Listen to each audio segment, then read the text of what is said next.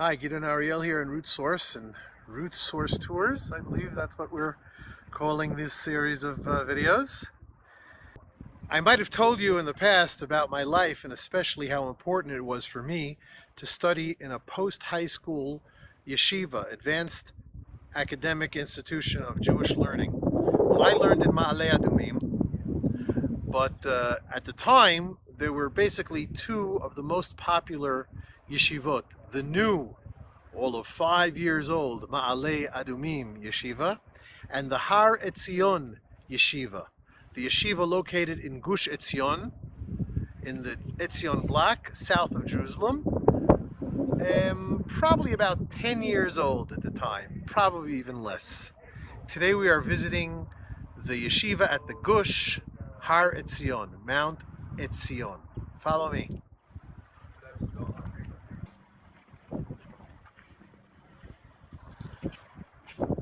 I have a confession to make. I haven't been in here possibly in over 25 years.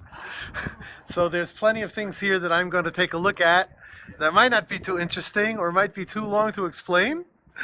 But if I'm already here, how can I not look? Like, for example, this little garden with these signs that on the one hand seem to be signs talking about trees, but they have a lot more text on them. Let's see what they say. We are standing in front of an ancient wine press. And according to the remains of which we have seen, it's possible to date this from the Byzantine times, which is pretty much equivalent to the Talmudic times, between the 4th and the 7th century AD. The fact that this wine press is so large means that it's either a public wine press or a shared wine press between numerous owners. Follow me. Welcome to the entry plaza of Yeshivat Har Etzion. I don't know who was the designer and the architect for this fantastic building, but with a little bit of imagination, you can see that it is shaped like an eagle. That's the eagle's head facing, I'm not sure where, let's say north. I think that's north. And we're on the left side of the eagle with its wing coming out towards us. The idea of shaping this yeshiva building as an eagle is to remind us that we are in the era of the Jewish people coming back to the land of Israel on eagle's wings. Let us go a little closer to the building where there's not such a strong and cold wind, and we'll talk a little bit more about it. We're standing here at the entrance of the Yeshivat Har Etzion building. It looks like a study lesson or prayer session has just been completed. And I'd like to point out the old logo, and probably current logo as well, of this yeshiva. It's a torch that seems to be a half of a bent menorah, or a Chanukiah, with the light going towards this verse. Ma'ahavti toratecha kol hayom hi sichati.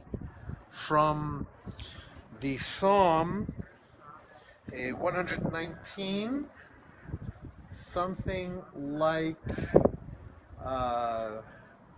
times 12, verse 100 or so. How much I loved your Torah all day long. It is my speech. I am talking about it all day long. And that is really the slogan of the people who study in this yeshiva and in so many hundreds of yeshivas like it. How much I loved your Torah all day long. I talk of it. Let's go on in and see if we can find some of the young men talking of the Torah with such love.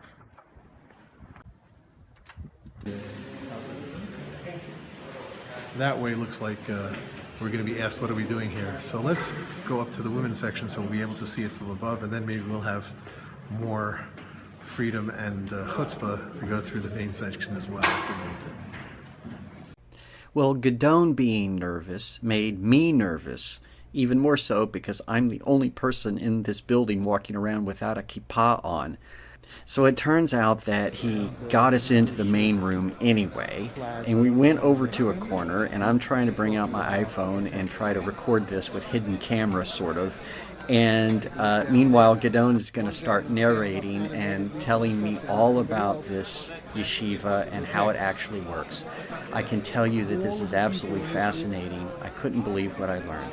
So I hope you stay on until the next segment, when we pick back up with Gidon's narration of inside the yeshiva. Until then, shalom.